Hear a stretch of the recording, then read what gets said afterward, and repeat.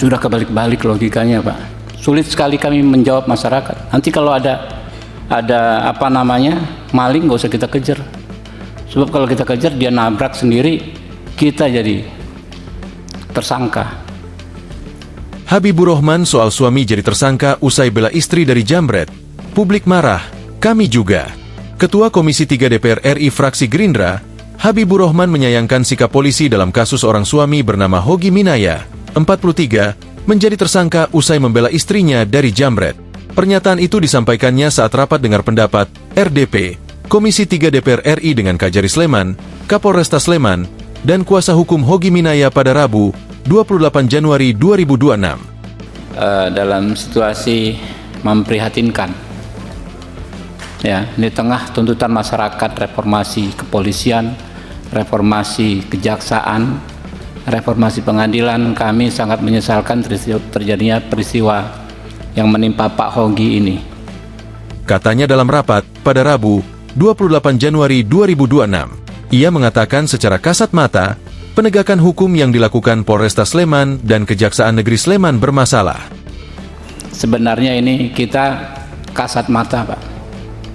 Kasat mata bahwa penegakan hukum yang dilakukan Polres Sleman, Kajari Sleman itu bermasalah. Ini publik marah, Pak. Kami juga marah, gitu.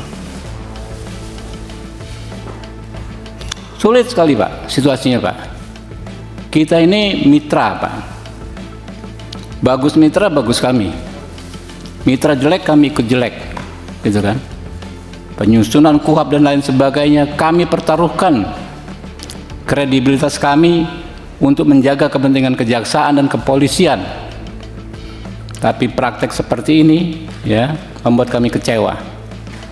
Kita sudah tahu dari media dan gampang mencernanya. Jadi nanti saya, ya, bapak-bapak sudah bawa ini. Ucapnya.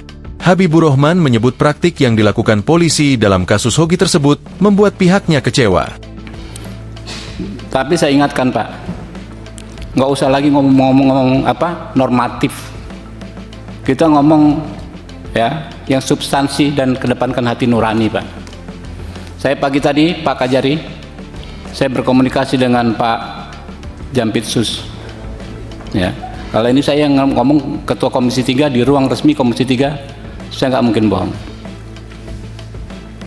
Saya katakan gimana solusinya, Pak? Ujarnya. Ia kemudian menyinggung mengenai penyelesaikan perkara dengan restorative justice, RJ, atau keadilan restoratif, yakni penyelesaian perkara tindak pidana dengan melibatkan pihak terkait untuk bersama-sama mencari penyelesaian dengan menekankan pemulihan kembali pada keadaan semula dan bukan pembalasan. Solusinya RJ, tapi ada keluarga korban, keluarga si penjamret ini, kuasa hukumnya ada tuntutan semacam uang kerohiman. Astagfirullahaladzim. Ini orang sudah kebalik-balik logikanya, Pak.